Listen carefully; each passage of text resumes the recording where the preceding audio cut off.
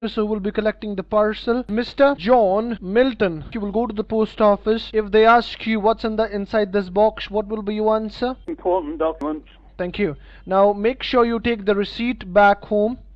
Alright? And make sure you do a special delivery. How long is this investigation going to continue? Because obviously both my wife and myself are not in the best of health, and it's causing a fair lot of stress and hassle. Let's hope if everything goes well, you will be out of the situation by the end of this week. By the end of this week, I wanted to put a stop to this by the end of this very minute, and so I decided to call up the victim to warn him and his wife about what was going on. Did you just come off the phone with somebody claiming to be from your bank? It depends who you are and what, and that's my private business.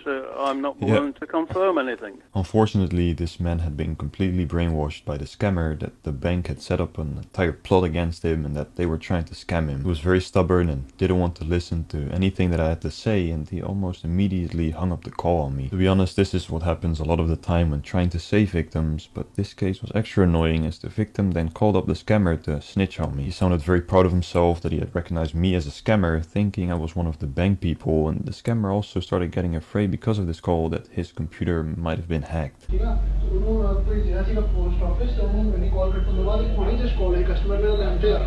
I got a call from somebody stating that I got information from your bank that you sent me money with help on the post, which is not reliable.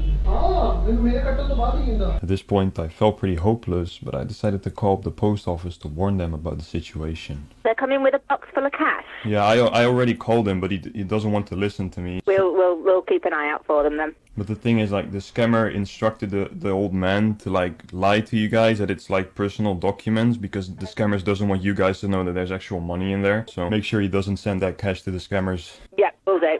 Alright, thank you so much. He rang again after I spoke to you, and he refused to disclose his name, and he said it was a sham.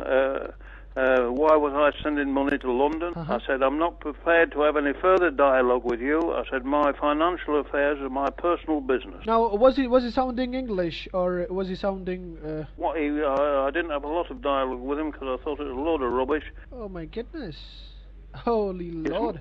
See, what they're doing, the people from the local branch, what they do, they normally do these things. They normally go forward and do these things. So it's pretty much normal from your end. Now, are you back from the post office? I'm back from the post office, yeah. That's fine. You should get this with you by 1 o'clock tomorrow. I know what you're thinking. Didn't you just call the post office? Why did they let the package through? Well, that is exactly what I thought. This situation was just getting worse and worse, and I decided to call up the post office once again to ask them